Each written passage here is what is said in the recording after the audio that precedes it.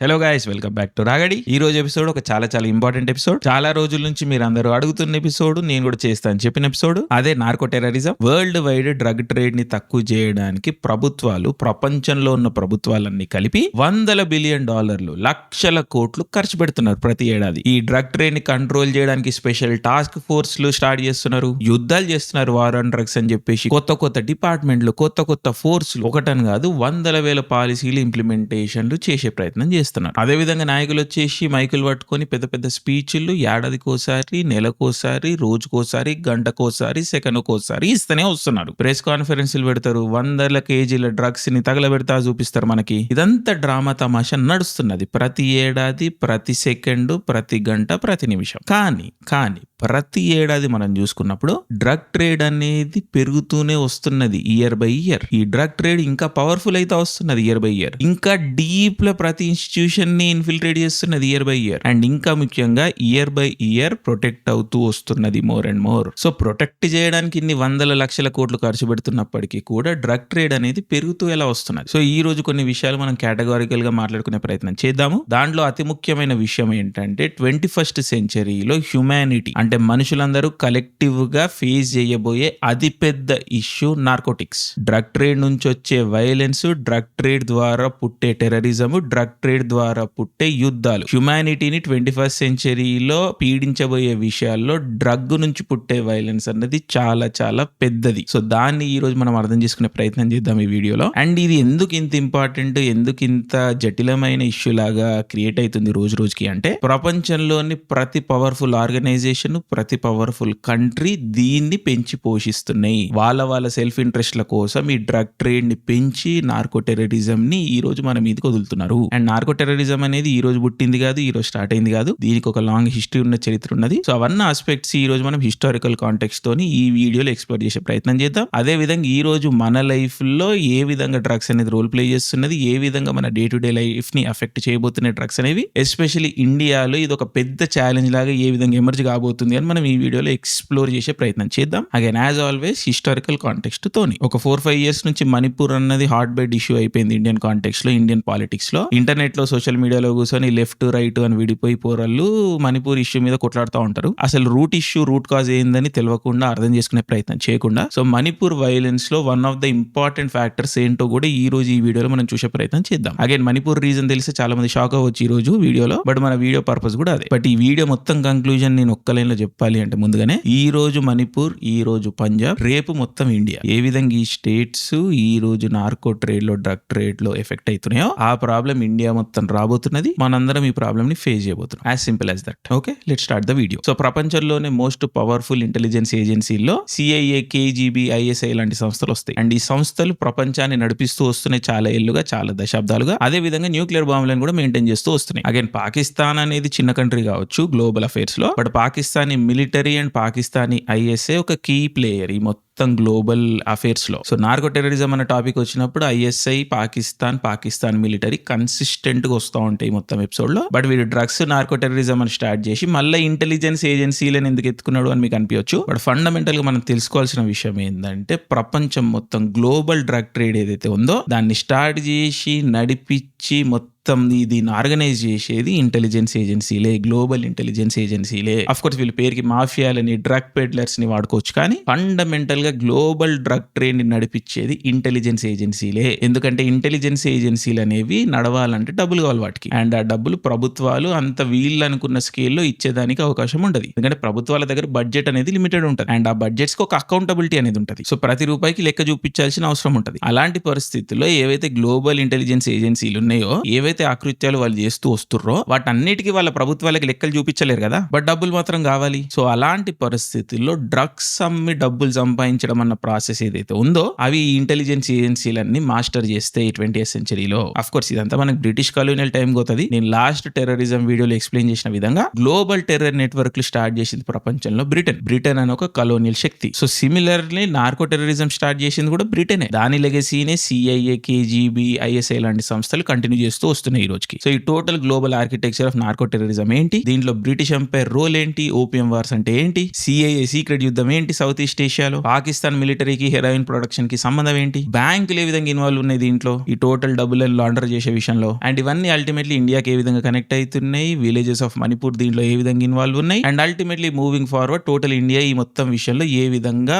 Effect కాబోతున్నది, చాలా severe గా ఏ విధంగా సఫర్ కాబోతున్నదో చూద్దాం మనం ఈ రోజు. సో ఏ విధంగా లాస్ట్ ఎపిసోడ్ లో మనం టెర్రరిజం యొక్క డెఫినేషన్ చూసుకున్నామో, ఈ రోజు మనం నార్కో టెర్రరిజం యొక్క డెఫినేషన్ చూద్దాం. ఫస్ట్ అండ్ ఫార్మోస్ట్ మనకి నార్కో టెర్రరిజం అన్న పదము ఫస్ట్ టైం 1983లో వచ్చింది. లాటిన్ అమెరికాలో ఒక కంట్రీ అయిన పెరు, ఆ పెరు దేశపు రాష్ట్రపతి అయిన ఫెర్నాందో బెలాఉందే తెర్రీ అనే వ్యక్తి పాలిటీషియన్ ఈ పదాన్ని కాయిన్ చేసిరు ఫస్ట్ టైం మనకి. ఆయన ఈ పదాన్ని ఏ సందర్భంలో వాడిరంటే, పెరు కంట్రీలో మావోయిస్ట్ దళాలు యాంటీ డ్రగ్ పోలీసులని సంపుతూ డ్రగ్ ట్రేడ్ ద్వారా వచ్చే డబ్బులను వాడుకొని టెర్రరిజం క్రియేట్ చేస్తుండే. సో ఈ టోటల్ ప్రాసెస్ ని డ్రగ్ ట్రేడ్ ద్వారా వచ్చే డబ్బులతోని టెర్రరిజాన్ని క్రియేట్ చేసే ప్రాసెస్ ఏదైతే ఉందో ఆ ప్రాసెస్ లో పుట్టిన పదం అన్నమాట నార్కో టెర్రరిజం అనే పదం. సో ఇనీషియల్ గా నార్కో టెర్రరిజం అనే పదం పుట్టినప్పుడు ఏంటి ఆ definition, terrorist using drug money to fund violence. Very simple. But ఈ సింపుల్ డెఫినేషన్ ఈ రోజు నార్కో టెర్రరిజం యొక్క టోటల్ రీచ్ ని, టోటల్ ఇంపాక్ట్ ని కవర్ చేయలేకపోతున్నది. ఎందుకంటే ఇక్కడ నార్కో టెర్రరిజం అనేవి ఏవో ఫ్రింజ్ గ్రూపులు చేస్తున్నాయి, ఏవో దళాలు చేస్తున్నాయి అన్నట్టుగా చిత్రీకరించే ప్రయత్నం చేస్తున్నాయి స్టేట్స్ ఆర్ ప్రభుత్వాలు. బట్ మనకి ఈ రోజు తెలిసిన విషయం ఏంటి, ప్రభుత్వాలు కూడా నార్కో ట్రేడ్ లో, నార్కో టెర్రరిజం లో ఇన్వాల్వ్ ఉన్నాయి. ఏ విధంగా స్టేట్స్ అండ్ గవర్నమెంట్స్ టెర్రరిజం చేస్తాయో naturally states and governments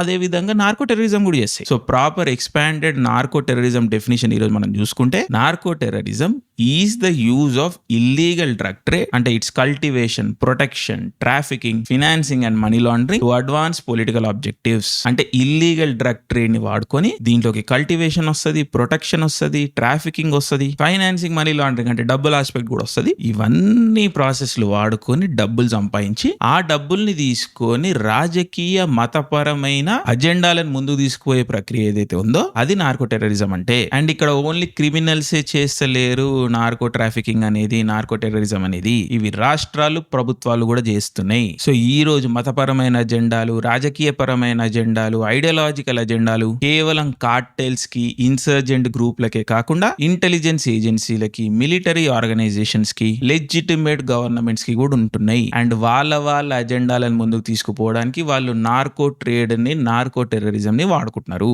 so drugs కి, పాలిటిక్స్ కి, డ్రగ్స్ కి, పొలిటికల్ పవర్ కి మధ్యలో రిలేషన్షిప్ ఏ విధంగా ఉంటది, 3-4 వేస్ లో ఇది ప్లే అవుట్ అయితే ఉంటది. ఫస్ట్ వచ్చేసి ఫైనాన్సింగ్ అంటే డ్రగ్ ట్రేడ్, నార్కో ట్రేడ్ ద్వారా వచ్చే డబ్బులతోని వెపన్స్ కొనొచ్చు, కరప్షన్, లంచాలు ఇవ్వచ్చు, అండ్ అదే విధంగా గ్రూపులను ఫండ్ చేయొచ్చు, ఉద్యమాలు రన్ చేయొచ్చు. యుద్ధాలు, ఉద్యమాలు నడవాలంటే డబ్బులు కావాలి, అండ్ ఆ డబ్బుల్ని డ్రగ్ ట్రేడ్ ద్వారా సంపాదించవచ్చు. ఈ రోజు ప్రపంచంలో నడుస్తున్న చాలా పొలిటికల్ మూవ్మెంట్స్ కి డ్రగ్ మనీనే financing, first and primary financing. దాంట్లో మోస్ట్ ఫేమస్ ఎగ్జాంపుల్స్ ఏంటి, తాలిబాన్. 1980s లో ఏదైతే ముజాహిద్దీన్ మూవ్మెంట్, ఆ తర్వాత తాలిబాన్ వచ్చిందో అది ప్రైమరీగా రన్ అయింది డ్రగ్ మనీ పైనే. సిఐఏ, ఐఎస్ఏ నడిపించినాయి ఈ మూవ్మెంట్ ని డ్రగ్ మనీ తోని. Next Colombia, famous drug hub again కొలంబియాలో ఉన్న ఒక గెరిల్లా లెఫ్టిస్ట్ మావోయిస్ట్ మూవ్మెంట్ ఏదైతే ఉందో FARC, అది కూడా అంత పవర్ఫుల్ అవ్వడానికి కారణం డ్రగ్ మనీనే. Next one more important terrorist organization in the world today, Hezbollah. ఏదైతే ఇప్పుడు ఇజ్రాయెల్ కి, లెబనాన్ కి మధ్యలో యుద్ధం జరుగుతుందో అది లెబనాన్ ప్రభుత్వంతో జరుగుతలేదు, ఇజ్రాయెల్ కి. హెజ్బొల్లా అని ఒక మిలిటెంట్ సంస్థ, ఒక టెర్రరిస్ట్ సంస్థతో జరుగుతున్నది. ఈ హెజ్బొల్లా అనే ఒక మిలిటరీ టెర్రరిస్ట్ సంస్థ లెబనాన్ బేస్ గా ఉంటది. అండ్ వీళ్ళు ఆల్మోస్ట్ ఇజ్రాయెల్ లాంటి ఒక పవర్ఫుల్ కంట్రీని ఓడగొట్టే పొజిషన్ లో వచ్చిర్రు, చాలా సార్లు వచ్చారు. 2006-07 టైంలో ఇజ్రాయెల్ ఆర్మీని ఓడగొట్టిరు. అండ్ ఈ రోజు కూడా చాలా పవర్ఫుల్ ఫైట్ అనేది ఇస్తున్నారు ఇజ్రాయెల్ ఆర్మీకి. అగైన్ రిపీటెడ్ గా హెజ్బొల్లా లీడర్షిప్ ని ఎలిమినేట్ చేసిన తర్వాత కూడా ఇజ్రాయెల్ లాంటి ఒక పవర్ఫుల్ కంట్రీ, పవర్ఫుల్ వెపన్స్ తోని హెజ్బొల్లా లాంటి సంస్థని రిపీటెడ్ గా ఇయర్ ఆఫ్టర్ ఇయర్ అటాక్ చేస్తూ వస్తున్నప్పటికీ కూడా 2-3 దశాబ్దాల నుండి హెజ్బొల్లా అనేది ఇంత స్ట్రాంగ్ ఎట్లుంటుంది, హెజ్బొల్లాకి ఫండింగ్ ఎక్కడి నుంచి వస్తున్నది, నార్కో టెర్రర్ ద్వారానే హెజ్బొల్లా ఫండింగ్ అనేది జరుగుతున్నది. So Hezbollah is one more organization which is running on drug money. And ఇంకొక ఇంపార్టెంట్ ఆర్గనైజేషన్ ఈ రోజు యాక్టివ్ లేనప్పటికీ కూడా ఇండియన్స్ కి చాలా మందికి తెలిసే ఉంటది, LTTE. ఏదైతే తమిళ్ ఈలం మూవ్మెంట్ ఉండేనో శ్రీలంకలో, independence movement led by the guerrilla force LTTE చాలా ఇన్నోవేషన్స్ చేసింది డ్రగ్ ఫండింగ్ లో. డయాస్పోరాను వాడుకొని గ్లోబల్ నెట్వర్క్స్ క్రియేట్ చేసి మూవ్మెంట్ ముందుకు తీసుకుపోవడం అన్న ప్రాసెస్ ఏదైతే ఉందో ఎల్టీటీ చాలా ఇన్నోవేషన్లు చేసింది. అలాగే ఇవేం సైంటిఫిక్ ఇన్నోవేషన్లు కాదు, వైలెన్స్ యొక్క టెర్రర్ యొక్క ఇన్నోవేషన్లే. బట్ ఎల్టీటీ చాలా కాంట్రిబ్యూషన్ ఉన్నది ఈ నార్కో టెర్రరిజం లో. సో ఈ విధంగా global movements, global political movements, global terrorist movements drugs ని వాడుకొని వాళ్ళకి కావాల్సిన గన్లు, వాళ్ళకి కావాల్సిన డబ్బులు, వాళ్ళకి కావాల్సిన మూవ్మెంట్లను రన్ చేసుకుంటా వస్తున్నారు. సో ఇది ఫస్ట్ ఫైనాన్సింగ్. సో నెక్స్ట్ వచ్చేసి ప్రొటెక్షన్ ఎకానమీస్. సో ఏ దేశాల్లో ఏ ప్రాంతాల్లో ప్రభుత్వాలు వీక్ ఉంటాయో, అంటే పోలీస్ వ్యవస్థలు ప్రొటెక్షన్ అన్నది ఎక్కడైతే వీక్ ఉంటుందో, సివిల్ వార్లు అవుతున్న చోట, లేకపోతే ఆఫ్రికా, లాటిన్ అమెరికా లాంటి బీద దేశాల్లో, అలాంటి జాగాల్లో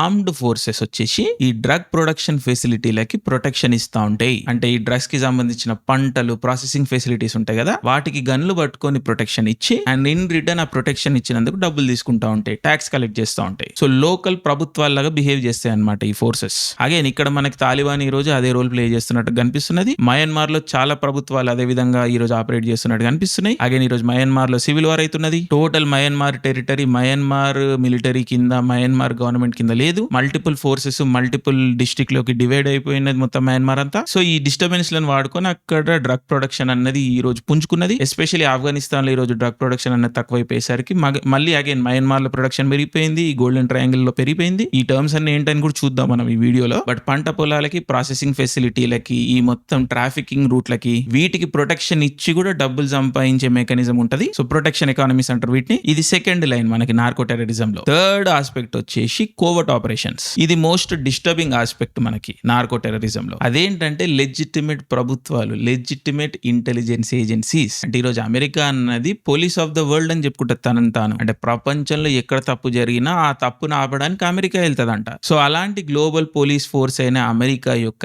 ఇంటెలిజెన్స్ ఏజెన్సీ ప్రపంచం మొత్తం నార్కో టెర్రరిజం చేస్తుంది అన్న చేదు నిజం ఏదైతే ఉందో, అందరూ ఒప్పుకోవాల్సిన నిజం ఏదైతే ఉందో, అది most disturbing aspect narco terrorism లో. సో వాళ్ళ మతపరమైన పొలిటికల్ అజెండాలను ముందుకు తీసుకుపోవడానికి దానికి డబ్బులు అవసరం కాబట్టి నార్కో టెర్రర్ ద్వారా వాళ్ళ కోవర్ట్ ఆపరేషన్స్ ని ఫండ్ చేసుకునే ప్రాసెస్ ఏదైతే ఉందో, అవి బ్రిటన్ నుండి అమెరికా వరకు అన్ని వెస్టర్న్ లిబరల్ డెమోక్రసీల యొక్క ఇంటెలిజెన్స్ ఏజెన్సీలు ఈ దీంట్లో రోల్ ప్లే చేస్తూ వస్తున్నాయి, పార్టిసిపేట్ చేస్తూ వస్తున్నాయి. Again starting from Britain global colonial power. So covert operations అనేవి నార్కో టెర్రరిజం లో biggest stream, most important stream, most disturbing stream. And ఇంకొక డిస్టర్బింగ్ స్ట్రీమ్ వచ్చేసి నార్కో టెర్రరిజం లో ఫోర్త్ స్ట్రీమ్ వచ్చేసి వెపనైజ్డ్ డీస్టెబిలైజేషన్. సో డ్రగ్స్ ద్వారా వచ్చే డబ్బులని వాడుకోవడం ఒకటే కాకుండా డ్రగ్స్ వేరే కంట్రీస్ లోకి పుష్ చేసి, శత్రు దేశాల్లోకి పుష్ చేసి, అక్కడి ప్రజలని డ్రగ్స్ కి అలవాటయ్యేలా చేసి, డ్రగ్స్ కి బానిసల్లా చేసి, ఇంటర్నల్ గా ఈ దేశాలను వీక్ చేసే ప్రాసెస్ ఏదైతే ఉందో దాన్ని వెపనైజ్డ్ డీస్టెబిలైజేషన్ అంటారు. అగైన్ ఇది బ్రిటన్ చేసింది చైనాతోని, తర్వాత రష్యా చుట్టుపక్కల ఉన్న అన్ని కంట్రీస్ లో, western European countries, central Asian countries, Afghanistan, వీటన్నిటిలో చేస్తూ వచ్చింది. ఇరాన్ చాలా ఎఫెక్ట్ అయింది దీనివల్ల. అదే విధంగా అమెరికా, లాటిన్ అమెరికాలో, మెక్సికోలో, ఇలాంటి చాలా కంట్రీస్ లో చేసుకుంటూ వచ్చింది ఇదే ప్రక్రియని. సౌత్ ఈస్ట్ ఏషియన్ కంట్రీస్ లో చేసుకుంటూ వచ్చింది. అండ్ పాకిస్తాన్, ఇండియాలోని బార్డర్ స్టేట్స్ లో ఈ ప్రాసెస్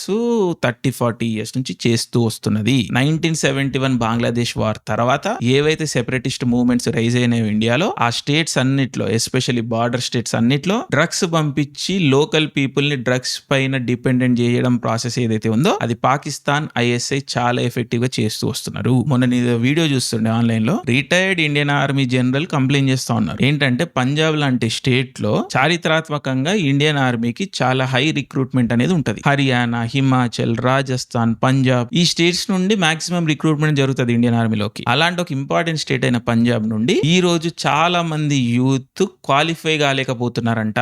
ఐదరు ఫిజికలీ అన్ఫిట్ ఉన్నారు, లేదా కొంతమంది ఫిట్ అయ్యి రిక్రూట్ అయ్యే స్టేజ్ కి వచ్చినా కూడా డ్రగ్ టెస్టులలో ఫెయిల్ అయిపోతున్నారంట. సో ఇది ఆల్రెడీ ఒక సివియర్ ప్రాబ్లం పంజాబ్ లో డ్రగ్స్ అనేవి. అగైన్ పంజాబ్ డ్రగ్ ఇష్యూ అన్నది టోటల్ గా మనం సెపరేట్ వీడియోలో హ్యాండిల్ చేయాలి. చాలా చాలా సిస్టమాటిక్ గా జరుగుతున్న ప్రాసెస్ ఇది ఒక 30-40 ఇయర్స్ నుండి. దీనిలో ఖలిస్తాన్ మూవ్మెంట్ కూడా వస్తుంది. సో మీరు ఇంట్రెస్టెడ్ ఉంటే చెప్పండి, how Punjab is getting attacked every day through the narco terrorism. అది మనం చేద్దాం సెపరేట్ ఎపిసోడ్. బట్ పాకిస్తాన్ సిస్టమాటిక్ గా నార్కో టెర్రరిజం చేస్తూ వస్తున్నది ఇండియా లాంటి కంట్రీ పైన. వెపనైజ్డ్ డీస్టెబిలైజేషన్ ద్వారా. అండ్ ఇవన్నీ డాక్యుమెంటెడ్, ఇవన్నీ ప్రూవెన్. సో ఈ టోటల్ 4 స్ట్రీమ్స్ ఏవైతే ఉన్నాయో నార్కో టెర్రరిజం లో, first the financing, second the protection economies, third the covert operations, fourth the weaponized destabilization. ఇవన్నీ ఆన్ గ్రౌండ్ ఎట్లా ప్లే అయితే అని మనం ఎగ్జాంపుల్స్ ద్వారా చూద్దాం ఈ వీడియోలో. సో ఇది చూస్తున్న కొద్దీ మనమే మెల్లమెల్లగా షాక్ అవుతా ఉంటాం, ఇదంతా మన కళ్ళ ముందు జరుగుతుంది, మనం ఎందుకు నోటీస్ చేయలేకపోతున్నాము అని. అండ్ ఈ విధంగా ఇది ఉండదు ఇంకొన్ని రోజులు. రేపు ఎల్లుండి మనం చూసుకుంటే అందరూ, ఆల్మోస్ట్ ఈ వీడియో చూస్తున్న అందరూ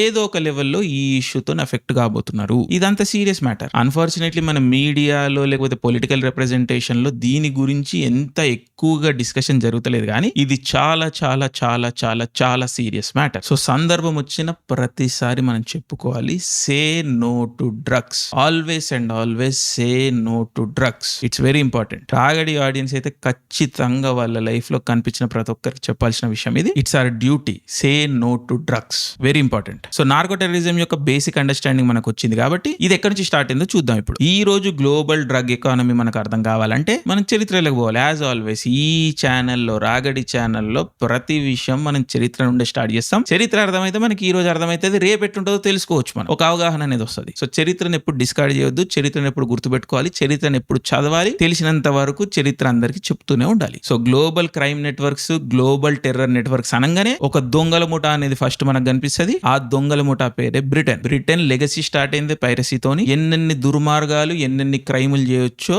అన్ని క్రైములు చేసింది బ్రిటన్. అండ్ వీటిలో చాలా క్రైమ్లని స్టార్ట్ చేసింది కూడా బ్రిటన్. సో నార్కో టెర్రరిజం అన్న కాన్సెప్ట్ స్టార్ట్ చేసిందే బ్రిటన్. అండ్ ఇవన్నీ ఏదో షేడీ ఏరియాలలో జరగలే. సఫిస్టికేటెడ్ సూట్ బూట్ వేసుకొని బోర్డు రూమ్లలో కూర్చొని డిజైన్ వేసిరు దీనికి. బ్రిటన్ లో ఈస్ట్ ఇండియా కంపెనీలో, ఈస్ట్ ఇండియా అనే ఒక ఈవిల్ కంపెనీలో, ఇండియన్స్ కి ఈస్ట్ ఇండియా కంపెనీ గురించి నేను స్పెషల్ గా చెప్పాల్సిన అవసరం లేదు. ప్రపంచంలో మోస్ట్ క్రిమినల్ ఆర్గనైజేషన్ ఏదైనా ఉందంటే అది ఫస్ట్ బ్రిటన్. దాంట్లో ఏదైనా హెడ్ క్వార్టర్స్ ఉంది అంటే అది east India company. So Britain ఏదైతే ఉందో మెల్లమెల్లగా 16వ శతాబ్దం మొదలుకొని ప్రపంచానికి కబ్జా పెడుతూ ఏదైతే వచ్చిందో 17th, 18th, 19th సెంచరీ వచ్చేసరికి sun never sets on the global British empire అన్న ఒక స్టేట్మెంట్ నినాదం ఏదైతే వాళ్ళు రియాలిటీగా ప్రూవ్ చేసుకుర్రో, అంటే ప్రపంచంలో ఉన్న ఇన్ని దేశాలు ఇంత టెరిటరీని కబ్జా పెట్టారు కదా, అయినా కూడా వాళ్ళ ఆకలి తీరలేదు. ఇండియా లాంటి కంట్రీస్ ని ఈస్ట్ ఇండియా కంపెనీ ద్వారా కంట్రోల్ చేస్తూ వస్తున్న బ్రిటిష్ క్రౌన్ చైనాని ఎట్లా కాంకర్ చేయాలి, చైనాని ఎట్లా కంట్రోల్ చేయాలి అని చూస్తూ వస్తున్నారు. బట్ వాళ్ళకి పట్టనేది దొరకలేదు చైనాలో. ఎందుకంటే బ్రిటన్ కి చైనాతో అవసరం ఉంది తప్ప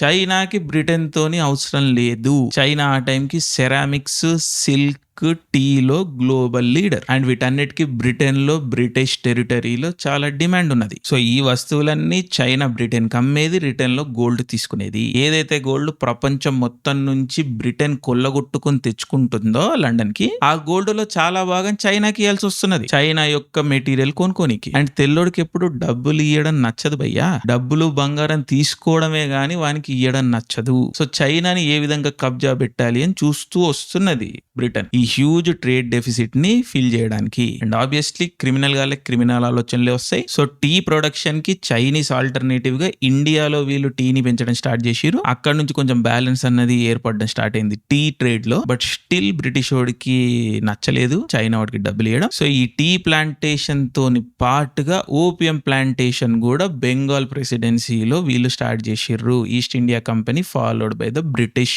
క్రౌన్ ఆర్ బ్రిటిష్ ఎంపైర్. అంటే టీ తోని పాటుగా ఓపియం పెంచి కల్టివేట్ చేసి, బెంగాల్ ప్రెసిడెన్సీ అంటే ఈ రోజు వెస్ట్ బెంగాల్ మొదలుకొని టోటల్ నార్త్ ఈస్టర్న్ రీజన్ ఏదైతే ఉంటుందో ఇంక్లూడింగ్ ప్రెసెంట్ డే బంగ్లాదేశ్, ఇది మొత్తం ని కూడా బెంగాల్ ప్రెసిడెన్సీ అనేవాళ్ళు. అంటే ముఖ్యంగా అస్సాము, మణిపూర్ ఇదే రీజన్ లో ఓపియం ని పండించి దాన్ని ప్రాసెస్ చేసి చైనీస్ పీపుల్ ని అడిక్ట్ చేసిర్రు ఓపియం కి. సో ఏదైతే లీగల్ గా ట్రేడ్ ద్వారా చైనాలోకి గోల్డ్ వెళ్తుందో దాన్ని ఇల్లీగల్ ట్రేడ్ ద్వారా ఓపియం అడిక్షన్ క్రియేట్ చేసి ప్రజల నుండి ఆ గోల్డ్ ని రిటర్న్ తీసుకోవడం స్టార్ట్ చేసింది బ్రిటన్. అండ్ ఇదేదో చిన్న ఆపరేషన్ కాదు. బ్రిటిష్ ఇండియాకి ఆ టైంలో టోటల్ రెవెన్యూలో 17% ఓపియం ట్రేడే. Again trade, so called trade. Again East India Company, Britain, opium, China, ఇది అనేది ఒక సెపరేట్ బ్రిలియంట్ చాప్టర్ ఇది. దీంట్లో చాలా పెద్ద పెద్ద బిజినెస్ హౌస్లు ఇన్వాల్వ్ ఉన్నాయి. ఆ టైంలో ఇండియాలో చాలా మంది జూయిష్ పీపుల్ ఉండేవాళ్ళు. పెద్ద పెద్ద బిజినెస్ ఎంపైర్లు క్రియేట్ చేసిరు వాళ్ళు, రాత్ చైల్డ్స్ ఆఫ్ ద ఈస్ట్ అనేవాళ్ళు వాళ్ళని. అదే విధంగా ఈ రోజు పేరు మోసిన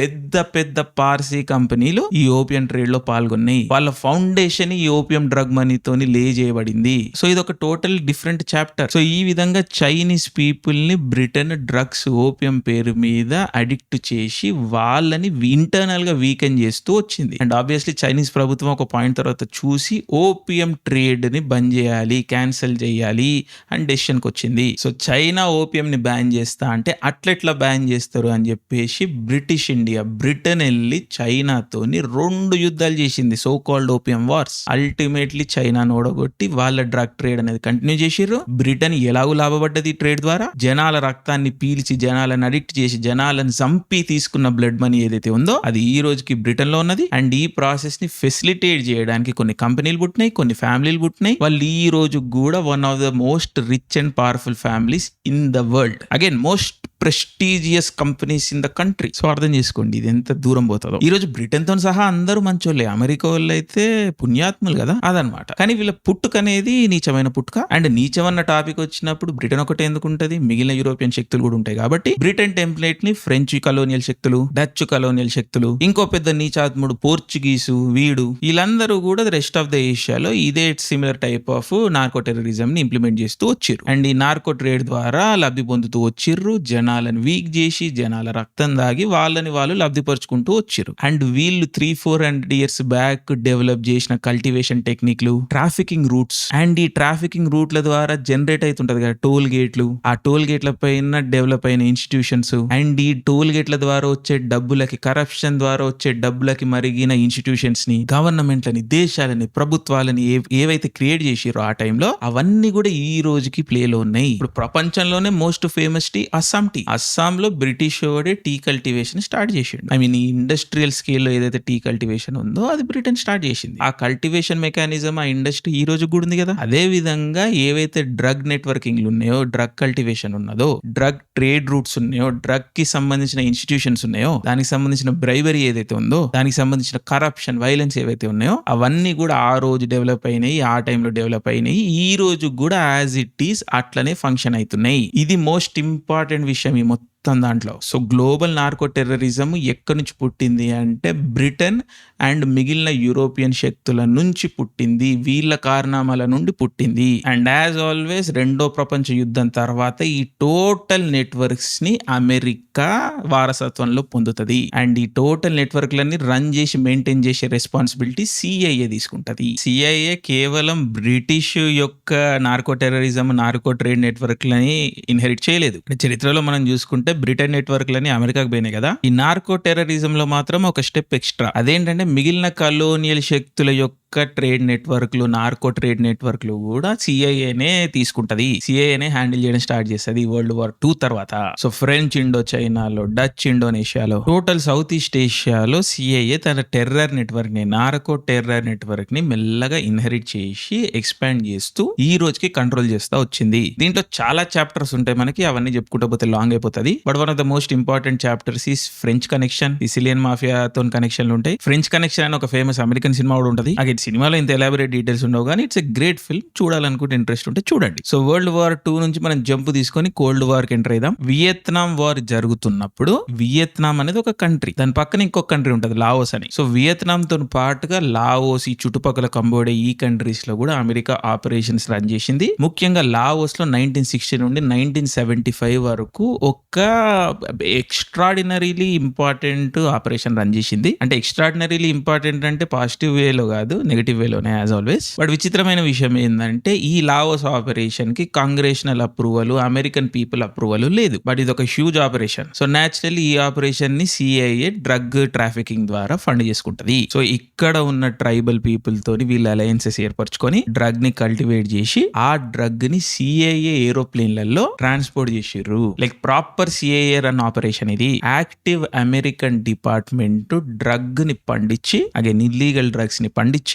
దాన్ని ప్రాసెస్ చేసి తన సొంత ఫ్లైట్లలో, తన సొంత ఎయిర్ క్రాఫ్ట్ క్యారియర్లలో ట్రాన్స్పోర్టేషన్ చేసిరు. ఇది 15-20 ఏళ్ల పాటు నడిచింది. అగైన్ దీని చుట్టూ కూడా ఒక ఇంట్రెస్టింగ్ సినిమా ఉంటది, డెన్జెల్ వాషింగ్టన్ ది అమెరికన్ గ్యాంగ్స్టర్ అని. Again it's a decent film. చూడాలనుకుంటే ఇంట్రెస్ట్ ఉంటే చూడండి. ఇంత లావోస్ ఇవన్నీ డెప్త్ లో పోరు కానీ వాళ్ళు వియత్నాం మీద కాన్సన్ట్రేట్ చేస్తారు. ఆ సినిమాలో ఏదో individual players, individual gangsters drug trafficking చేస్తారు అన్నట్టు చూపిస్తారు. కానీ this was proper CIA operation. అంటే సిఐఏ దీంట్లో ఏ లెవెల్ కి ఇన్వాల్వ్ ఉండే అంటే అమెరికా అమెరికాలోని చాలా మాఫియా గ్రూప్లని సిఐఏని రన్ చేస్తూ వాళ్ళ ద్వారా డ్రగ్స్ ని డిస్ట్రిబ్యూట్ చేపిస్తూ దాని ద్వారా వచ్చిన డబ్బులని ఏ విధంగా లాండర్ చేసిర్రు అంటే ఈ మాఫియా ఆర్గనైజేషన్లతోని ఫ్రేట్ కంపెనీలు అంటే కొరియర్ కంపెనీలను కొనిపించి ఈ డబ్బులని లిటరలీ హార్డ్ క్యాష్ ని లగేజ్ పేరు మీద ఫారెన్ కంట్రీలకి షిప్ చేసి, ముఖ్యంగా పనామా లాంటి కంట్రీలకి షిప్ చేసి, అంటే ఫర్ ఎగ్జాంపుల్ పనామా లాంటి ఒక కంట్రీ తీసుకుందాం మనం. పనామాలో ఎయిర్పోర్ట్ లోనే అన్ని ఇంటర్నేషనల్ బ్యాంకుల యొక్క బ్రాంచ్లు ఉంటాయి. సో అమెరికాలో ఏదైతే సిఐఏ బ్యాక్డ్ మాఫియా ఆర్గనైజేషన్స్ ఉన్నాయో వాళ్ళందరూ డ్రగ్స్ ని తీసుకెళ్లి లోకల్ గా డిస్ట్రిబ్యూట్ చేసి దాని ద్వారా వచ్చిన డబ్బులు, అమ్మిన తర్వాత వచ్చిన డబ్బుల్ని కలెక్ట్ చేసి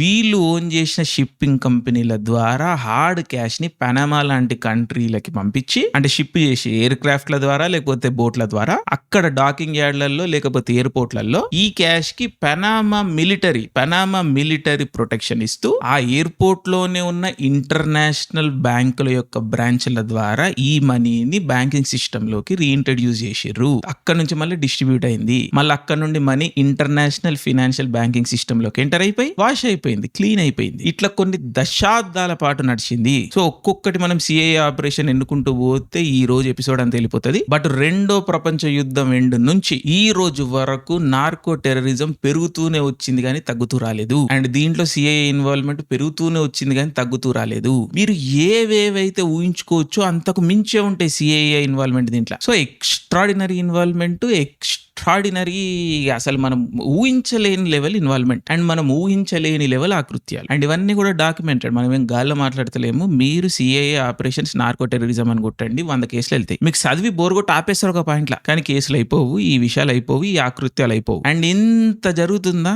కానీ rarely any CIA official is reprimanded or arrested. ఏదైనా ఎక్స్ట్రాడినరీ కేసుల్లో ఒకరిద్దరు అరెస్ట్ అయి ఉంటారు తప్పించి, ఒకరిద్దరి మీద కేసులు పడి ఉంటాయి తప్పించి, సీరియస్ స్ట్రక్చరల్ చేంజెస్ అనేవి సిఐఏలో ఏ రోజు కూడా జరగలేదు. అండ్ అమెరికా ఏ కంట్రీలకి ఫ్రీడమ్ పేరు మీద ఎంటర్ అవుతుందో అనూహ్యంగా విచిత్రంగా అక్కడ డ్రగ్ ప్రొడక్షన్ అనేది పెరిగిపోతుంది. దానికి పర్ఫెక్ట్ ఎగ్జాంపుల్ ఆఫ్ఘనిస్తాన్ లో ఓపియం అనేది almost non existent. America enter అయ్యే వరకు చారిత్రాత్మకంగా ఓపియం అనేది పెరుగుతూ వచ్చింది. కానీ ఇదేమి ఆఫ్ఘనిస్తాన్ ఏమి మేజర్ ప్లేయర్ కాదు ఓపియం ట్రేడ్ లో, ఇల్లీగల్ ఓపియం ట్రేడ్ లో. బట్ ఒక్కసారి అమెరికా 1979 మొదలుకొని ఎప్పుడైతే ముజాహిద్లకి డబ్బులు ఇవ్వడం స్టార్ట్ చేసిందో పాకిస్తాన్ ద్వారా, అనూహ్యంగా అక్కడ ఓపియం ట్రేడ్ కూడా పికప్ అవుతుంది. అది ఏ లెవెల్ కి వెళ్తుంది అంటే 80 to 90% వరల్డ్ ఇల్లీగల్ ఓపియం అంతా కేవలం ఆఫ్ఘనిస్తాన్ నుండి ప్రొడ్యూస్ అయ్యే లెవెల్ కి వెళ్తుంది. అండ్ ఆబ్వియస్లీ సోవియట్ రష్యాని ఆఫ్ఘనిస్తాన్ లో ఓడగొడుతుంది అమెరికా ముజాహిద్ల ద్వారా. అండ్ అదొక్కటే కాదు, ముజాహిద్ ఫైటర్లని అండ్ ఇంకా ముఖ్యంగా రష్యన్ ఫైటర్లని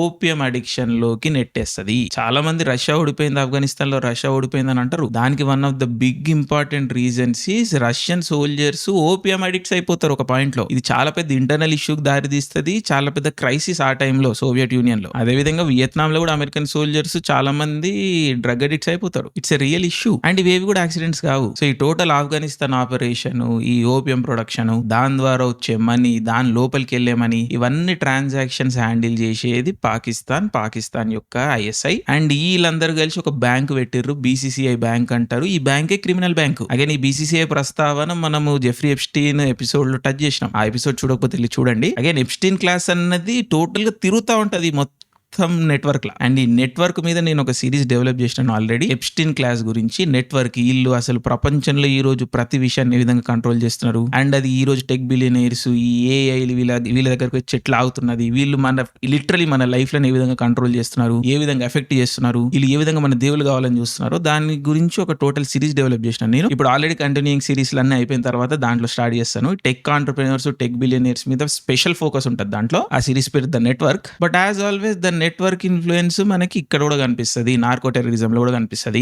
జెఫ్రీ ఎప్స్టీన్ అనే క్యాండిడేట్ ఇక్కడ కూడా కనిపిస్తాడు, బీసీసీఐ కేసులో మనకు కనిపిస్తాడు Jeffrey Epstein. Of course narco terrorism అంటే Pakistan is an ever player. Pakistan లేకుండా ప్రపంచంలో ఏ గలీజ్ పని జరగదు ఈ రోజు. సో నేచురల్లీ పాకిస్తాన్ అనేది ఒక హ్యూజ్ రోల్ ప్లే చేసింది. బట్ ఇక్కడ ఇంట్రెస్టింగ్లీ పాకిస్తాన్ డబుల్ గేమ్ ఆడింది. అమెరికా పాకిస్తాన్ కొన్ని డబ్బులు ఇచ్చింది, ముజాహిద్లను ట్రైన్ చేసి వాళ్ళకి గన్లు గిన్లు కొనివని చెప్పేసి. బట్ పాకిస్తాన్ ఇంట్రెస్టింగ్ గా ఆ డబ్బులని తనకు ఫ్రెండ్లీగా ఉన్న పీపుల్ కి ఇవ్వడం స్టార్ట్ చేసింది. ఆఫ్ఘనిస్తాన్ లో డీప్ పెనట్రేషన్ అన్నది ఏర్పరచుకున్నది. సో అమెరికా డబ్బులు ఇస్తున్నప్పటికీ కూడా పాకిస్తాన్ తనని తాను ఒక స్ట్రాంగ్ ప్లేయర్ లాగా చేసుకున్నది టోటల్ ప్రాసెస్ లో. అండ్ దానికి తోడు ఎక్స్ట్రాడినరీ లెవెల్ ఆఫ్ కరప్షన్. ఈ టైంలో ఏం మాట్లాడతారంటే ఒక్కరు పాకిస్తానీ మిలిటరీకి సంబంధించిన ఆఫీసర్ కూడా మిలియనేర్ కాకుండా రిటైర్ అవ్వలేదు అంటారు. వాళ్ళ జీతాలకి మిలియన్ కి సంబంధం లేదు కదా. సో ఆబ్వియస్లీ ఈ డబ్బు అంతా ఎక్కడి నుంచి వచ్చింది? నార్కో టెర్రరిజం నుంచి వచ్చింది. సో ఆ రోజు మొదలైన ఐఎస్ఐ పాకిస్తాన్ మిలిటరీ యొక్క నార్కో టెర్రరిజం తో సంబంధాలు ఈ రోజుకి కూడా వస్తూనే ఉన్నాయి. ఈ రోజు కూడా ప్లే అవుట్ అయితేనే ఉన్నాయి. ఈ రోజు మెజారిటీ పాకిస్తానీ మిలిటరీ యొక్క డబ్బులు నార్కో టెర్రరిజం నుంచి వస్తున్నాయి అన్నది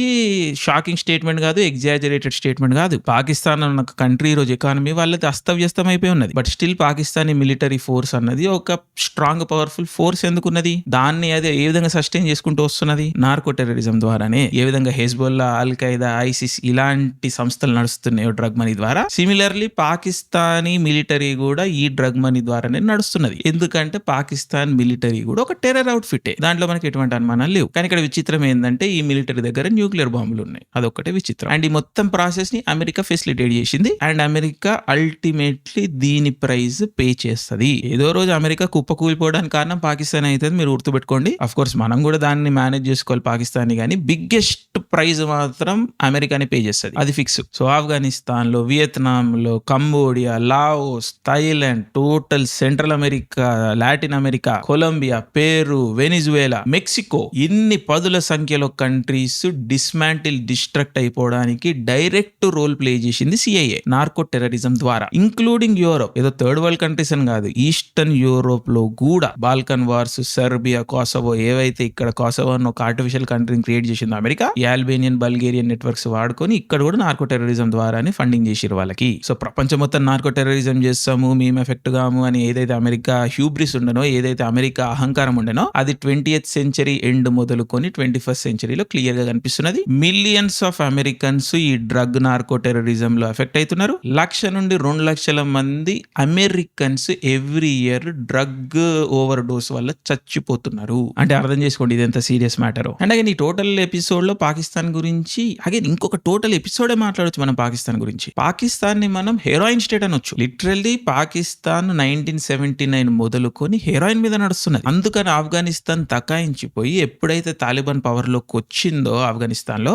పాకిస్తాన్ బాధ మనకు పోవాలంటే ఫస్ట్ హెరాయిన్ ని కట్ చేయాలని చెప్పేసి హెరాయిన్ ప్రొడక్షన్, ఓపియం ప్రొడక్షన్ ని బ్యాన్ చేసింది తాలిబాన్ ఆఫ్ఘనిస్తాన్ లో. అండ్ ఆ రోజు నుంచి మీరు చూసుకుంటే పాకిస్తాన్ ఎకనామిక్ కష్టాలు ఇంటెన్సిఫై అయిపోతాయి. 2021 మొదలుకొని పాకిస్తాన్ ఎకనామిక్ క్రైసిస్ ఇంటెన్సిఫై అవుతుంది. మీరు చూసుకోండి, అదేం యాక్సిడెంట్ కాదు, డైరెక్ట్ కోరిలేషన్. తాలిబాన్ వచ్చి ఓపియం బ్యాన్ పెట్టంగానే గ్లోబల్ హెరాయిన్ ప్రొడక్షన్ 80-90% గాయబైపోయింది మార్కెట్ లోంచి. అండ్ పాకిస్తాన్ కష్టాలు స్టార్ట్ అయిపోయినాయి ఇమ్మీడియట్ గా. సో చూడండి విచిత్రం ఇక్కడ, 1979 లో అమెరికాతోని పాటుగా ఆఫ్ఘనిస్తాన్ లోకి ఓపియం వచ్చింది. అదే అమెరికా 2021 లో 2022 లో వెళ్ళిపోయినప్పుడు ఓపియం కూడా ఆఫ్ఘనిస్తాన్ వదిలి వెళ్ళిపోయింది. ఇంతకన్నా క్లియర్ ఎగ్జాంపుల్ మీకు ఇవ్వలేను నేను. అండ్ దీంట్లో పాకిస్తాన్ ఇన్వాల్వ్మెంట్ గురించి ఇంతకన్నా బెటర్ ఎగ్జాంపుల్ కూడా ఇవ్వలేను మీకు. సో పాకిస్తాన్ ని మనము టెర్రరిస్ట్ స్టేట్ అంటాము, టెర్రర్ హబ్ అంటాము, ఇలాంటి పేర్లు చాలా ఉన్నాయి పాకిస్తాన్ కి, గొప్ప గొప్ప బిరుదులు ఉన్నాయి. దాంట్లోకి ఇంకో కొత్త బిరుదును మనం యాడ్ చేస్తున్నాము, అదే హెరాయిన్ స్టేట్. పాకిస్తాన్ అనేది లిటరలీ ఒక హెరాయిన్ స్టేట్. ఓపియం మీద వాళ్ళ మిలిటరీ అనేది నడుస్తున్నది. అండ్ ఈ ఓపియం ని వాళ్ళు ఒక వెపన్ లాగా వాడుతూ వస్తున్నారు ఇండియాకి వ్యతిరేకంగా, ఎస్పెషల్లీ బార్డర్ స్టేట్స్ లో పంజాబ్, కాశ్మీర్, అండ్ ఈ రోజు చైనా త్రూ నార్త్ ఈస్ట్ కూడా ఎఫెక్ట్ అవుతున్నది. అండ్ ఇదంతా ఒక ఆర్గనైజ్డ్ స్ట్రక్చర్. దీంట్లో బిగ్గెస్ట్ కల్ప్రిట్స్ ఎవరన్నా ఉన్నారు అంటే అవి ఇంటర్నేషనల్ బ్యాంకులు. అగైన్ ఈ బ్యాంకులు డ్రగ్ ట్రేడ్ లో ఇన్వాల్వ్మెంట్ అనేది ఈ రోజు స్టార్ట్ అయింది కాదు, అగైన్ బ్రిటన్ నుంచి స్టార్ట్ అయిన ప్రక్రియనే. బ్రిటన్ స్పెసిఫిక్ గా చైనాలో ఓపియం ట్రేడ్ కోసం ఒక బ్యాంక్ ని స్టార్ట్ చేసింది, దాని పేరే HSBC. సో ఇది ఆ రోజు నుంచి స్టార్ట్ అయిన ప్రక్రియ. సో డ్రగ్ నుంచి జనరేట్ అయిన ప్రతి రూపాయి, ప్రతి డాలర్ ఇంటర్నేషనల్ బ్యాంకింగ్ సిస్టమ్ లోంచే వాష్ అయ్యి మళ్ళీ లీగల్ గా సిస్టమ్ లోకి ఎంటర్ అవుతుంది. సో బ్యాంకులు అనేవి ఖచ్చితంగా కాంప్లిసిట్ ఉన్నాయి ప్రతి ప్రాసెస్ లో. అండ్ ఇవన్నీ ఇంటర్నేషనల్లీ పేరు మోసిన బ్యాంకులే. ప్రతి ఇయర్ దగ్గర $6 trillion worth of money, drug money international banking system లో వాష్ అవుతా ఉంటదంట. ఇండియన్ టోటల్ ఎకానమీ సైజే $3 to $4 trillion అంటున్నారు. దానికి almost double drug money international బ్యాంకులలోంచి వైట్ వాష్ అవుతుందంట. అర్థం చేసుకోండి ఎందుకు ఇన్ని శక్తులు దీని వెనకాల ఇట్లా చేజ్ చేస్తున్నాయో. అండ్ ఇవన్నీ కూడా గవర్నమెంట్ అప్రూవ్డ్, గవర్నమెంట్ శాంక్షన్డ్ ప్రాసెస్లే. సో ఇంత డబ్బులు ఇన్వాల్వ్ ఉన్నప్పుడు దేశాలు, మనుషులు, మానవత్వము, ఇవన్నీ అసలు ఫ్యాక్టర్సా? తెలుసా? Not at all. అండ్ ఇవన్నీ కూడా సూటు బూటులు వేసుకొని బోర్డు రూమ్లలో కూర్చున్న దొంగలు చేస్తున్నారు. ఎవడో గన్ను పట్టుకొని ఎక్కడనో తాలిబాన్ వాళ్ళుగా చేసేది. లండన్ లో, న్యూయార్క్ లో బోర్డు రూమ్లలో కూర్చొని సూటు బూట్లు వేసుకొని $4,000-5,000 సూట్లు వేసుకున్న కొడుకులు ఎవరైతే ఉంటారో వాళ్ళు ఆడిస్తున్నారు ఈ ఆట మొత్తం. అండ్ దాని ప్రైజ్, దాని బిల్లు మనలాంటి నార్మల్ పీపుల్ కడుతున్నారు. 2012లో HSBC అనే ఒక బ్యాంక్ కి ఫైన్ వేసింది అమెరికన్ గవర్నమెంట్. ఏంటి కేసు? $100 of billions డ్రగ్ మనీని వీళ్ళు లాండర్ చేస్తారు అన్నది కేసు. ఓకే, మరి ఇప్పుడు బ్యాంకులు అనేవి బిల్డింగ్లు కాదు కదా, ఈ పేపర్ల మీద చెక్ల మీద సైన్ పెట్టేది మనుషులే కదా. మరి వాళ్ళలో ఎవరైనా జైలుకు పోయారా? ఒక్కడు కూడా జైలుకు పోలేదు. $100-200 billion ట్రాన్స్ఫర్ చేసినందుకు $1.9 billion ఫైన్ వేసిరు. అది 2-3 వారాల ఖర్చు ఈ బ్యాంక్ కి. సో కట్టేసి వెళ్ళిపోయారు. They kept the profit. అర్థమవుతుందా system? This is just one example, just one case. So narco terrorism, drug trafficking అనగానే మనకి ఎవరో రిమోట్లలో, అడవులలో, పాబ్లో వేసుకోబారు గన్లు పట్టుకొని నిలబడుతుండు ఈ విధంగా చూపిస్తూ ఉంటారు. నార్కో టెర్రరిజం ని, డ్రగ్ ట్రాఫికింగ్ ని నడిపించేది వీళ్ళు కాదు. ప్రపంచంలో అతి సంపన్నమైన వ్యక్తులు ఎవరైతే ఉన్నారో వాళ్ళు నడిపిస్తా ఉన్నారు డ్రగ్ ట్రేడ్ ని. అండ్ ఇది చారిత్రాత్మకంగా వస్తున్న ప్రక్రియ. దీన్ని ఏడ్ చేయడానికి వీళ్ళ తొత్తుల ఆర్గనైజేషన్స్ ఏవైతే ఉంటాయో, సో కాల్డ్ ఇంటెలిజెన్స్ ఆర్గనైజేషన్స్, వీళ్ళ బిజినెస్ ఇంట్రెస్ట్ లను ఎక్స్పాండ్ చేసే పనిలో ఉంటారు. వీళ్ళందరూ ప్రపంచంలో ఉన్న మనుషులను ప్రొటెక్ట్ చేయడానికి కాదు, ఎవరైతే మీద ఉంటారో ఎప్స్టీన్ క్లాస్ ఎవరైతే ఉంటారో వాళ్ళని ప్రొటెక్ట్ చేయడానికి, వాళ్ళ ఇంట్రెస్ట్లని, బిజినెస్ ఇంట్రెస్ట్లని ఎక్స్పాండ్ చేయడానికి, జనాల రక్తం దాగి వాళ్ళకి ప్రాఫిట్లు చేకూర్చడమే వీళ్ళ పని, వీళ్ళ ప్రక్రియ. So top to bottom system ఇది. బాటమ్ టు టాప్ సిస్టమ్ కాదు, టాప్ టు బాటమ్, మీది నుంచి వస్తుంది ఈ రాట్ అనేది. అండ్ ఆ మీద కూర్చున్న వాళ్ళు ఎవరో కూడా మనకు తెలియదు, వాళ్ళ పేర్లు కూడా బయటికి రావు. జస్ట్ వాళ్ళు సృష్టిస్తున్న మారణకాండ ఒక్కటి మనకు కనిపిస్తుంది. ఎందుకంటే ఆ మారణకాండలో సచ్చేది మనమే కాబట్టి. ఈ ప్రాసెస్ లను ఇన్వెస్టిగేట్ చేస్తున్న ఎంతో మంది వీరోచిత జర్నలిస్టులు 100,000 మంది చంపబడ్డారు. యూరోప్ లో, అమెరికాలో, ఇంగ్లాండ్ లో, లాటిన్ అమెరికాలో, ఆఫ్రికాలో, ఇండియాలో, చైనాలో, హాంకాంగ్ లో, ఆఫ్ఘనిస్తాన్ లో, మిడిల్ ఈస్ట్ లో, ప్రపంచంలో చంపబడని జర్నలిస్ట్ లేడు. ఎందుకంటే వాళ్ళు ఈ డ్రగ్ ట్రాఫికింగ్ నెట్వర్క్స్ పైన రీసెర్చ్ చేస్తున్నారు, రిపోర్టింగ్ చేస్తున్నారు కాబట్టి. ఇది ఎంత బ్లేటెంట్ అంటే అమెరికాలో జర్నలిస్ట్ చంపబడ్డారు. 1-2 ఎగ్జాంపుల్ చెప్తా మీకు. గ్యారీ వెబ్ అని ఒక ఫేమస్ జర్నలిస్ట్ సిఐఏకి సంబంధించిన డ్రగ్ నార్కో ట్రాఫికింగ్ నెట్వర్క్ పైన రిపోర్ట్ చేసిండు. తనని టోటల్ అమెరికన్ మీడియా అటాక్ చేసి తన జర్నలిస్టిక్ కెరీర్ ఎండ్ చేసిన తర్వాత తన హెడ్ కి 2 సార్లు షూట్ చేసుకుని చచ్చిపోయిందంట. 2 సార్లు ఎట్లా షూట్ చేసుకుంటాడు మనిషిని ఎత్తికి? అండ్ అది సూసైడ్ అని డిక్లేర్ చేసింది అమెరికన్ ప్రభుత్వం. అంటే వార్నింగ్, జనాలకి ఇచ్చే వార్నింగ్, మా జోలికి వస్తే చంపేస్తాము అని. So Gary Webb one example. ఇంకొక ఎగ్జాంపుల్ మైకేల్ హేస్టింగ్స్. ఇదే సిఐఏ డైరెక్టర్ సంబంధించిన ఒక ఆపరేషన్ మీద అతను రిపోర్ట్ చేస్తా ఉంటే తన కార్ ని హైజాక్ చేసి తీసుకెళ్లిపోయి గోడకి, చెట్టుకి గుదిపిచ్చారు. కార్ ని హైజాక్ చేసిరు. కార్ ని హైజాక్ చేసి కార్ ని కంట్రోల్ చేసుకొని ఆటోమేటిక్ గా వైర్లెస్ తరీకాలో దాన్ని తీసుకుపోయి యాక్సిడెంట్ చేశారు. అండ్ ఇవన్నీ ఆటోమేటెడ్ కార్లు రాకముందుకు 2013 కేసు ఇది. అంటే దీన్ని బట్టి మనం అర్థం చేసుకోవచ్చు వీళ్ళ దగ్గర ఎటువంటి టెక్నాలజీ ఉన్నదని. నేనైతే పర్సనలీ చాలా వ్యతిరేకం ఆటోమొబైల్స్ లో ఈ టెక్నాలజీ, ఆటోమేటెడ్ టెక్నాలజీ అంత ఉండడం. ఎందుకంటే వాళ్ళు మనల్ని మానిటర్ చేస్తారు, ట్రాక్ చేస్తారు, మనల్ని ఫ్రీడమ్ ఆఫ్ మూవ్మెంట్ ని కర్బ్ చేస్తారు. ఇష్టం వచ్చినప్పుడు బటన్ నొక్కితే మన కార్లు ఆగిపోతా ఉంటాయి. I'm totally against this system. Human being అనేటోడు ఇవాల్వ్ అయిందే ట్రావెలింగ్ ద్వారా, the great exodus, the great జర్నీల ద్వారా. మనిషి కదలిక అనేవి 2 వేరు కాదు. మనిషి అనేటోడు నిత్యం కదులుతూనే ఉంటాడు, నిత్యంగా సంచరిస్తూనే ఉంటాడు. మనిషి అనేవాడు నిత్య సంచారి. సో దాన్ని ఫెసిలిటేట్ చేసేవి ఆటోమొబైల్స్. ఆటోమొబైల్స్ ని ఎవడన్నా కంట్రోల్ చేస్తాను కూర్చుంటే దానికి వ్యతిరేకము. నేను ప్యాషన్ తో మెకానికల్ ఇంజనీర్ అయినాను. ఈ రోజు నేను మెకానికల్ ఇంజనీరింగ్ జాబ్ చేయనప్పటికి కూడా I'm fundamentally invested in this whole system. So ఈ ఆటోమేటెడ్ కార్లకి నేను వ్యతిరేకము. బట్ నేనెవడిని? ఆటోమేటెడ్ కార్లు మన మూవ్మెంట్ ని, మనని కంట్రోల్ చేసే ప్రాసెస్ ఆల్రెడీ వచ్చేసినాయి, స్టార్ట్ అయిపోయినాయి, మనని కంట్రోల్ చేస్తున్నారు ఆల్రెడీ. ఇవన్నీ మనం బిలియనర్ టాపిక్ వచ్చినప్పుడు మాట్లాడదాం, టెక్ డిస్టోపియా వచ్చినప్పుడు మాట్లాడతాం. కానీ బట్ ఒకసారి అర్థం చేసుకోండి వీళ్ళ దగ్గర ఎటువంటి టెక్నాలజీ ఉంది అని. అండ్ ఇవన్నీ కూడా బాజాబ్గా చేస్తారు, వార్నింగ్ ఇచ్చేటట్టుగా చేస్తారు. ఈ ఎగ్జాంపుల్స్ క్రియేట్ చేసి మమ్మల్ని గెలకకండి, సంపేస్తాము అని వార్నింగ్ ఇవి. ఇది పద్ధతి. And naturally Colombia, Venezuela, Peru, Bolivia, Mexico ఇవన్నీ నాశనం అయిపోయినాయి. అమెరికానే నాశనం చేసింది. మీకు మైండ్ బాగ్లింగ్ మ్యాటర్ చెప్పాలి ఒకటి. కొలంబియా పక్కన వెనిజువేలా ఉంటుంది. సో కొలంబియాలో పండించిన కోకేన్ ఏదైతే ఉందో దాన్ని ట్రాన్సిట్ చేయడంలో వెనిజువేలా అనేది ఒక ఇంపార్టెంట్ రూట్. యూరోప్ కి, ఆఫ్రికాకి వెనిజువేలా నుంచి పోతుంది మెయిన్ డ్రగ్ ట్రాఫికింగ్ రూట్స్ అనేవి. సో అలాంటి వెనిజువేలాలో లాస్ట్ 20-30 ఇయర్స్ నుంచి అమెరికాకి వ్యతిరేకమైన ప్రభుత్వం ఉన్నది. ఫస్ట్ హూగో చావేజ్, తర్వాత నికోలస్ మదురో. వీళ్ళు పేరుకి కమ్యూనిస్ట్ నేతలు, సోషలిస్ట్ నేతలు. అలాంటి వాళ్ళు వచ్చిన తర్వాత కూడా ఏమన్నా డ్రగ్ రూట్స్ తగ్గినాయా? డ్రగ్ ట్రాఫికింగ్ తగ్గిందా వెనిజువేలాలో? పెరిగింది ఇన్ఫాక్ట్. సో మీకు ఒక షాకింగ్ రెవల్యూషన్ ఇవ్వబోతున్నాను ఈ రోజు వీడియోలో. అదేంటంటే హూగో చావేజ్ తర్వాత నికోలస్ మదురో వీళ్ళు సిఐఏ ఏజెంట్లు, సిఐఏ పప్పెట్లు. వీళ్ళు ఈ రోజు నికోలస్ మదురోని అరెస్ట్ చేసి అమెరికాకు పట్టుకుపోయారా? ఒక్క కోర్ట్ హియరింగ్ కూడా జరగదు చూడండి మీరు. ఎందుకంటే వాడిని కోర్టులో కూర్చోబెడితే వాడు ఏం చేసిండో సిఏఏకి అన్ని బయట పెడతాడు. This is the truth, this is the reality. Communism on the left, right side లో ఏదో రైట్ సైడ్ ఎక్స్ట్రీమిజం, ఏదో సివిల్ వార్లు, యుద్ధాలు, ఐడియాలజీలు, సిద్ధాంతాలు, ఇవన్నీ బోగస్ మాటలు. డబ్బు ఒకటే కింగ్, అండ్ ఆ డబ్బును నడిపించేది అమెరికా, సిఐఏ. ఆ డబ్బు కోసం వీళ్ళు నార్కో టెర్రరిజం అంటారు, టెర్రరిజం అంటారు, యుద్ధాలు అంటారు, బాంబులు అంటారు, గన్లు అంటారు, ఏమన్నా చేస్తారు, ఫార్మసీలు అంటారు, ఏమన్నా చేస్తారు. మనల్ని అవలగాలని చేస్తారు, మనల్ని కంట్రోల్ చేస్తారు.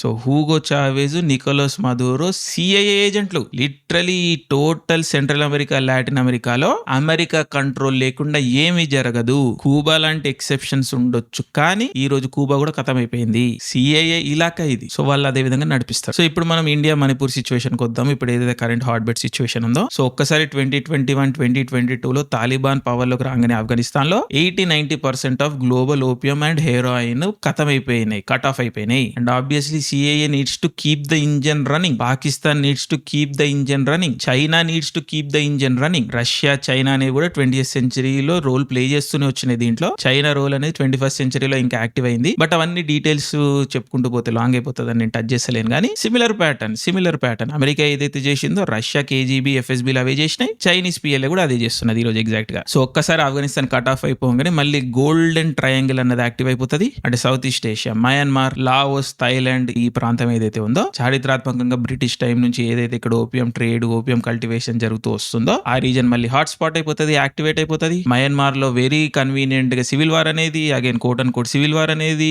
స్పిల్ ఓవర్ అవుతుంది. ప్రభుత్వాన్ని కుప్పకూల్చేసి మిలిటరీ డిక్టేటర్షిప్ అనేది వచ్చేస్తుంది. అండ్ ఆబ్వియస్లీ మిలిటరీ అనేది టోటల్ మయన్మార్ టెరిటరీని కంట్రోల్ చేయట్లేదు కాబట్టి, చేయలేకపోతుంది కాబట్టి ఇండివిజువల్ మిలిషియాలు లోకల్ రీజన్ అని కంట్రోల్ చేయడం స్టార్ట్ చేస్తారు. అండ్ ఇక్కడ బాజాబ్తుగా ఓపెన్ ఎయిర్ లో ఓపియం కల్టివేషన్ అనేది జరుగుతున్నది. ఇది ఎందుకు ఇంపార్టెంట్ అంటే మణిపూర్ కి, మయన్మార్ కి అంటే బర్మాకి ఓపెన్ పోరస్ బార్డర్ ఉంటది. అంటే చారిత్రాత్మకంగా గోల్డెన్ ట్రయాంగిల్ లో పండుతున్న ఓపియం అంతా మణిపూర్ ద్వారా ట్రాన్సిట్ అయ్యేది. మణిపూర్ అనేది హిస్టారికలీ ఒక ఇంపార్టెంట్ రీజన్ ట్రాన్సిట్ లో, అంటే ట్రాన్స్పోర్టేషన్ లో. కానీ లాస్ట్ 4-5 years లో ఎక్స్ట్రాడినరీ సిచ్యువేషన్ ఏంటంటే మణిపూర్ లో కల్టివేషన్ కూడా జరుగుతున్నది. ఏదైతే ట్రైబ్స్ ల మధ్యలో ఆల్రెడీ ఎగ్జిస్టింగ్ గొడవలు ఉన్నాయో వాటిని అడ్వాంటేజ్ గా తీసుకొని ఈ కొండల్లో ఓపియం కల్టివేషన్ అన్నది ఓపెన్ ఎయిర్ లో జరుగుతున్నది. ఇది ప్రభుత్వాలకు కూడా తెలుసు. బట్ ఈ ప్రాబ్లం అనేది ఈ రోజుతో తగ్గదు, ఇది రోజు రోజుకి పెరుగుతూ వస్తున్నది. సో గోల్డెన్ ట్రయాంగిల్ నుంచి ఓపియం కల్టివేషన్ అనేది స్పిల్ ఓవర్ అవుతూ ఇండియాలోకి ఎంటర్ అయింది. ఇండియాలో ఓపెన్ ఎయిర్ లో ఓపియం కల్టివేషన్ అనేది జరుగుతున్నది. ఇది లోకల్లో ఓపెన్ సీక్రెట్, అకాడమిక్ సర్కిల్స్ లో కూడా ఓపెన్ సీక్రెట్. దీనికి ఆనవాళ్ళు ఆల్రెడీ మణిపూర్ లో మనకు కనిపిస్తున్నాయి. డెన్సిటీ ప్రకారం హైయెస్ట్ డ్రగ్ అడిక్షన్లు ఇండియా మొత్తంలో మణిపూర్ లోనే highest. And highest HIV AIDS కేసులు కూడా మణిపూర్ లోనే రిజిస్టర్ అవుతున్నాయి. డ్రగ్ యూజ్, హెచ్ఐవి ఎయిడ్స్ అనేది కోరిలేషన్ లో వెళ్తా ఉంటాయి. మా చిన్నప్పుడు హెచ్ఐవి ఎయిడ్స్ అవేర్నెస్ జరిగేది, కానీ లాస్ట్ 10 years లో హెచ్ఐవి ఎయిడ్స్ అవేర్నెస్ ప్రోగ్రాంలు అనేవి పబ్లిక్ గవర్నమెంట్ చేసేవి తగ్గిపోయినాయి. ఎందుకంటే అవేర్నెస్ వచ్చేసింది, జనాలు కాండమ్స్ ఇలాంటి ప్రివెంటివ్ మెజర్స్ వాడడం స్టార్ట్ చేయడం వల్ల హెచ్ఐవి ఎయిడ్స్ ట్రాన్స్మిషన్ అనేది తగ్గిపోయింది. బట్ ఈ రోజు మీరు హైదరాబాద్ లో ఇంకా మొత్తం ఇండియా మొత్తం మీరు చూడండి ఒకసారి, సడన్ గా మళ్ళీ లాస్ట్ 1-2 years నుంచి గవర్నమెంట్లు హెచ్ఐవి ఎయిడ్స్ అవేర్నెస్ ప్రోగ్రాంలన్నీ మళ్ళీ ఎక్స్పాండ్ చేస్తున్నాయి. అవేర్నెస్ పెంచే ప్రయత్నం మళ్ళీ ఎక్కువగా చేస్తున్నాయి. ఇవన్నీ ఎందుకు కోరిలేషన్, ఇవన్నీ ఫ్యాక్టర్స్ ఏంటి? ఎందుకంటే HIV AIDS is again on the rise in India. ఈ డ్రగ్లు, సిరంజ్ యూజ్ల ద్వారా హెచ్ఐవి ట్రాన్స్మిషన్ అనేది పెరుగుతుంది. మళ్ళీ జనాలకి ఎయిడ్స్ అనేది వస్తున్నది, పెరుగుతున్నది. అండ్ ఇది హైయెస్ట్ మణిపూర్ లో ఉన్నది, పంజాబ్ లో కూడా మనకు కనిపిస్తున్నది. బట్ మణిపూర్ లో ఎందుకు ఉన్నది అంటే మణిపూర్ లో ఓపియం ప్రొడక్షన్ జరుగుతుంది. లిటరలీ అక్కడనే ప్రొడక్షన్ జరుగుతుంది, అక్కడనే కన్సంప్షన్ కూడా జరుగుతుంది. సో ఎక్కడెక్కడైతే డ్రగ్ ప్రొడక్షన్, ఓపియం ప్రొడక్షన్ ఎక్కువైతుందో ఆ కంట్రీస్ డ్రగ్ ట్రాఫికింగ్ బారిన పడడమే కాకుండా అడిక్షన్ బారిన కూడా పడుతూ ఉంటారు. Afghanistan one of the most affected drug addicted countries. And ఈ మహమ్మారి, ఈ పాండమిక్ అనేది ఇండియాలో కూడా వచ్చేసింది. ఈ రోజు మణిపూర్ ఈ రోజు తగలబడ్డానికి కారణము one of the bigger reasons is drug trafficking. And shocking matter ఏంటంటే, బాధాకరమైన విషయం ఏంటంటే ఈ విషయం మీద అవేర్నెస్ లేదు జనాల్లో. That is the shocking matter. And drug అనేది ఎప్పుడు అలోన్ రాదు, దాంతో పాటుగా ఎయిడ్స్, హెచ్ఐవి ఇలాంటి రోగాలను తెస్తూ ఎక్స్ట్రీమ్ వైలెన్స్, గన్స్ ని కూడా పట్టుకొని వస్తుంది. సో చైనా, బర్మా నుండి హై లెవెల్లో గన్లు అనేవి ఇండియాలోకి ఎంటర్ అవుతున్నాయి త్రూ మణిపూర్. ఈ పోరస్ బార్డర్ బర్మాకి, మణిపూర్ కి చారిత్రాత్మకంగా ఉన్న పోరస్ ఓపెన్ బార్డర్ ఇది. దాన్ని అడ్వాంటేజ్ తీసుకుంటూ హెవీ లెవెల్లో గన్స్, అమ్యునిషన్ అన్నది ఎంటర్ అవుతుంది ఇండియాలోకి. అండ్ ఏదైతే మెక్సికో, కొలంబోలో జరిగిందో సేమ్ టైప్ ఆఫ్ ప్లాన్ ఇండియాలో కూడా చెయ్యాలి అని చెప్పేసి సిఐఏ ప్లాన్ చేస్తున్నది. ఇట్స్ ఆల్ హ్యాపెనింగ్, మన కళ్ళ ముందు జరుగుతున్నది. ఇది మనం ఫోకస్ చేస్తలేం అంతే. అండ్ ఇదేదో మనం టచ్ చేయకుండా ఉండదు. నేను వీడియో స్టార్టింగ్ లో చెప్పినట్టు ఎవ్రీ ఇండియన్ ఏదో ఒక లెవెల్లో ఎఫెక్ట్ కాబోతున్నాడు ఈ టోటల్ ఇష్యూ వల్ల. ఇది జస్ట్ రేపు ఎల్లుండి ముచ్చట అంతే. అండ్ జస్ట్ ఓపియం కల్టివేషన్ అనేది కాకుండా ఈ డ్రగ్ నెట్వర్క్స్ అనేవి మన గ్రేట్ ఇండియన్ ఫార్మసీ సెక్టర్ లో కూడా ఇన్ఫిల్ట్రేషన్ అన్నది చేస్తున్నారు. సింథెటిక్ ఓపియాయిడ్స్, ఇంకా చాలా రకాల అన్రెగ్యులేటెడ్ మార్కెట్ ఉన్నది మన దగ్గర. India is basically the pharmacy of the world generic medicine market లో ఇండియా అనేది ఒక సూపర్ పవర్. అది చాలా గొప్ప విషయం, చాలా గర్వకారణమైన విషయం. ప్రపంచాన్ని బాగుపరుస్తున్నాం మనం. మన సాఫ్ట్ డిప్లొమసీలో కూడా మన ఫార్మా సెక్టర్ ఒక హ్యూజ్ రోల్ ప్లే చేస్తున్నది. ఇండియాలో హైయెస్ట్ నంబర్ ఆఫ్ బిలియనీర్లను ప్రొడ్యూస్ చేసింది ఫార్మా సెక్టరే. ఫార్మా సెక్టర్ లోంచి వచ్చినన్ని కరోడ్పతిలు ఇండియాలో ప్రాబబ్లీ ఇంకే సెక్టర్ నుంచి రాలేదు. So it's a huge system, it's a hugely powerful system. And చాలా పాజిటివ్ వేలో ఇండియన్ ఎకానమీకి కాంట్రిబ్యూట్ చేసింది ఇండియన్ ఫార్మా సెక్టర్. అదే విధంగా గ్లోబల్ సౌత్ లో ఇండియాకు ఒక స్పెషల్ పొజిషన్ అన్నది ఏర్పరచగలిగింది. ఆఫ్రికా, లాటిన్ అమెరికా లాంటి కంట్రీస్ వాళ్ళకి మెడిసిన్ అన్నది ఇండియానే ప్రొవైడ్ చేస్తుంది అట్ ఫ్రీ ఆఫ్ కాస్ట్ చాలా కంట్రీస్ కి. సో ఇది చాలా చాలా ఇంపార్టెంట్ సెక్టర్ అండ్ చాలా పాజిటివ్ కాంట్రిబ్యూషన్స్ ఇచ్చిన సెక్టర్ కూడా. నేను ఈ పాయింట్ చాలా స్ట్రెస్ చేయాలనుకుంటున్నాను. బట్ అలాంటప్పుడు కూడా కొంతమంది కరప్ట్ పీపుల్, కొన్ని కరప్ట్ ఫార్మా కంపెనీస్ ఈ సిఐఏ, ఐఎస్ఐ ఇన్ఫిల్ట్రేషన్ ప్రలోభాలకు గురై సింథటిక్ ఓపియాయిడ్స్ లేకపోతే ఈ డ్రగ్ ప్రీకర్సర్స్ అంటారు, అంటే ఈ ప్రీకర్సర్స్ కలిపి ఏదో ఉంటుంది ప్రాసెస్, అవన్నీ మనం ఇక్కడ డీటెయిల్స్ మాట్లాడాల్సిన అవసరం లేదు. కానీ ఈ సింథటిక్ డ్రగ్ ట్రాఫికింగ్ లో ఇండియన్ ఫార్మా కాంట్రిబ్యూషన్ కూడా పెరుగుతుంది ఎవ్రీడే. చైనా గ్లోబల్ లీడర్ దీంట్లో, no doubt. But Indian contribution కూడా పెరుగుతుంది దీంట్లో. సో అన్ని ఫ్యాక్టర్స్ మనం చూసుకున్నప్పుడు ఏం జరుగుతుంది ఇక్కడ? Narco terrorism is in India now. It's not a matter of future, it's in India now today. మీరు చుట్టుపక్కల ఒకసారి చూసుకోండి, ఎవ్రీ 4-5 ఫ్యామిలీలో ఒక్కరన్న డ్రగ్ అడిక్టెడ్ పర్సన్ ఉన్నారు ఈ రోజు, హైదరాబాద్ లాంటి సిటీలో కూడా. అండ్ ఇదేది యాక్సిడెంట్ కాదు, లోపల నుంచి భారతదేశాన్ని కుంగపరిచి, ఎస్పెషల్లీ యూత్ ని కృంగపరిచి, డ్రగ్ మత్తులో ప్రలోభాలకు గురి చేసి, దాని ద్వారా వచ్చే డిసీజ్లను పెంచి, వైలెన్స్ ని పెంచి, ఈ పోరస్ బార్డర్ల ద్వారా వచ్చే వెపన్స్ ని ఇంట్రడక్షన్ చేసి మన సొసైటీలోకి టోటల్ గా కంట్రీని డిస్టెబిలైజ్ చేయాలి నెక్స్ట్ 10-15 years లో అన్నది ఒక యాక్టివ్ ప్లాన్. అండ్ అది ఇంప్లిమెంట్ అవుతున్నది.